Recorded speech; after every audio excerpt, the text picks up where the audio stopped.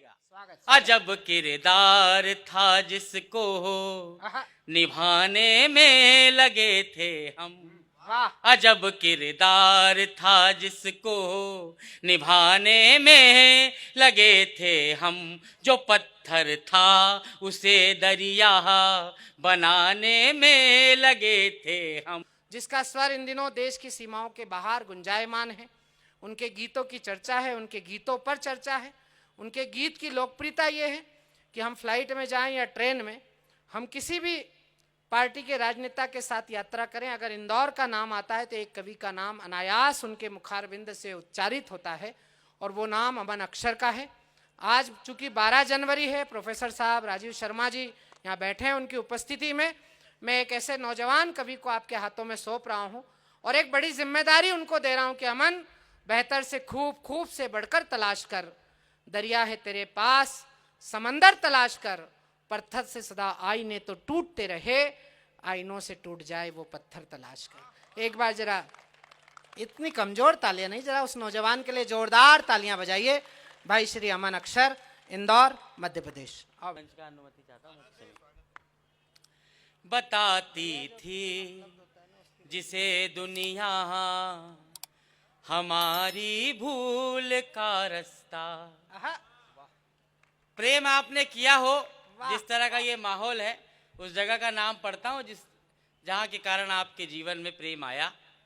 बताती थी जिसे दुनिया हमारी भूल का रास्ता, वाह, उसे खुशबू ने समझाया वहीं पर फूल का रास्ता।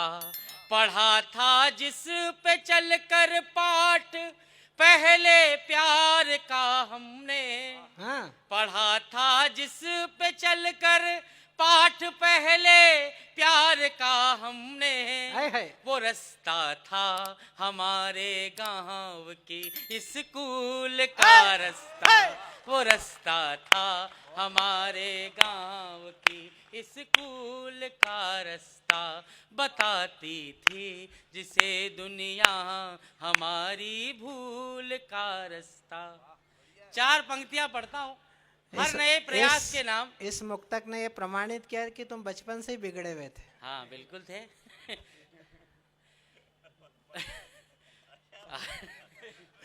हंस ले, हंस ले, हंस ले। देखिए, उसी के चक्कर में प्रेम विवाह किया है, और 1.5 साल में जिसको लेके भागा था उसको देखते ही भागता है।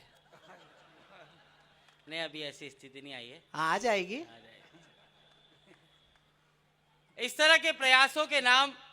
देखिए, मैं इसी संस्था का हिस्सा हूँ, बार बार मैं इसलिए कह रहा हूँ क्योंकि मुझे सारे ही लोग मेरे अपने, हम लोग इस संस्था के साथ हमेशा रहे और हमेशा रहेंगे। हर तरह के नए प्रयास, हम लोगों ने ये जो प्रयास किया, हो सकता है इसमें आप लोगों को कुछ कमियां लगी हो, हर अच्छे काम में कमी ढूंढने वाले लोग होते हैं, लेकिन ज़िंदगी में जो लोग मुझसे छोटे हैं उनको एक सीख की तरह ये 4 पंक्ति सुनाना चाहता हूँ। और एक बात मैं स्वयं कहना चाहता हूँ, अगर आपके मन तक पहुँच जाऊँ तो मेरा काम सफल है, लेकिन अगर नहीं भी सफल होता हूँ तो एक स्वाभिमान की 4 पंक्ति पढ़ता हूँ, पूरे मन के साथ पढ़ता हूँ, यही समर्थन आप लोग देंगे ऐसा मेरा विश्वास है। सुनिएगा। पराजय का अर्पण भैया सुनिएगा, खास तौर पर सुनाता हूँ। पराजय का नहीं होता है कोई शोर मत कहना, पराजय का नहीं होता है कोई शोर मत कहना, जमाने में कहाँ होते हैं अब चित चोर मत कहना, जमाने में कहाँ होते हैं अब चित चोर मत कहना। मुझे लड़ना है दुनिया से अकेले अब तुम्हारे बिन, मुझे लड़ना है दुनिया से अकेले अब तुम्हारे बिन, अगर मैं हार जाऊं तो मुझे कमजोर मत कहना, अगर मैं हार जाऊं तो मुझे कमजोर मत कहना, अगर मैं हार जाऊं। और ये हार ऐसी है जो प्रेम करते करते कई ज़रूरी चीज़ों से हमने ध्यान भटका लिए।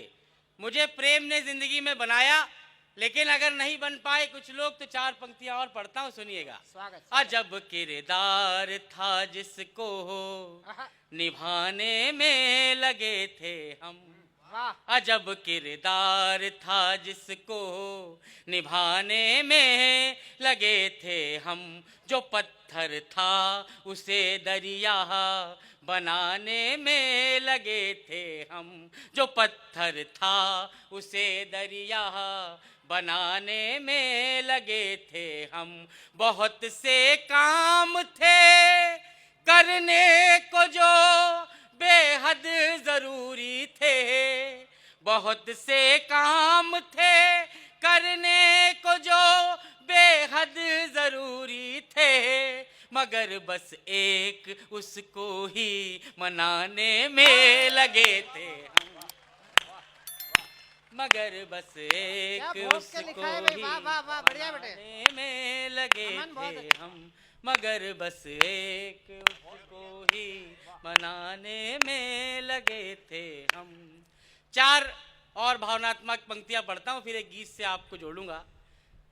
जब आप प्रेम में होते हैं, सकारात्मक प्रेम में होते हैं, तो उसकी सबसे बड़ी पीड़ा आपके सामने रखता हूं। अगर बात पहुंचे, एक महीन बात आपके सामने रखता हूं, सुनिएगा। स्वागत भैया।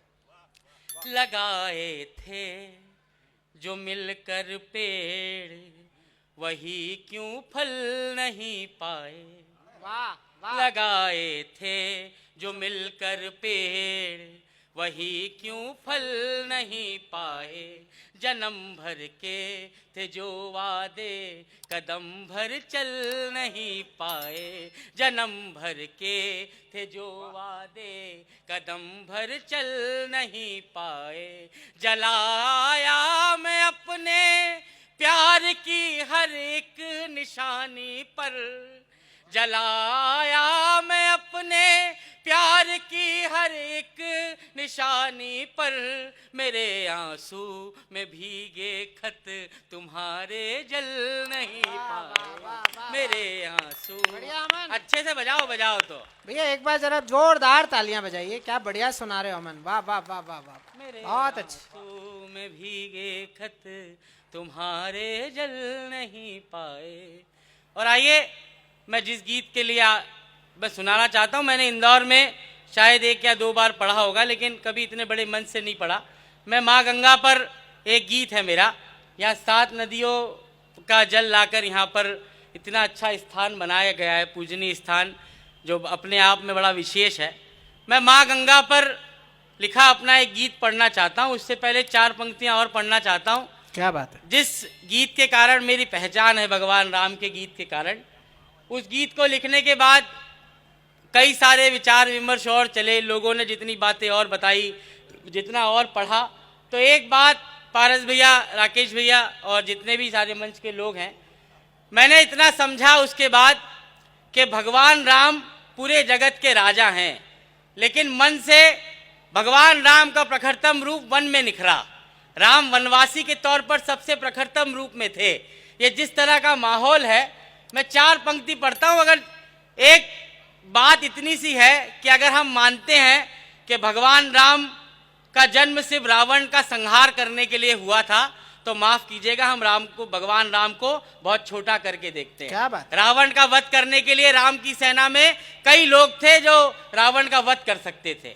इतनी सी भूमिका है। और ये 4 पंक्तियां कि राम क्यों जरूरी थे, ये 4 पंक्तियां सुनिएगा, उसके बाद उस गीत को पढ़कर अपनी जगह लूंगा। सुनिए। नयन तकते थे जो रास्ता, दादा आपको समर्पित करता हूं। नयन तकते थे जो रास्ता, वहां आना जरूरी था। क्या बात है। कहीं लंबी प्रतीक्षा का सुफल पाना जरूरी था। वहां रावण को हनुमत ही अकेले मार सकते थे। वहां रावण को हनुमत ही अकेले मार सकते थे, मगर शबरी के घर तो राम का जाना जरूरी था।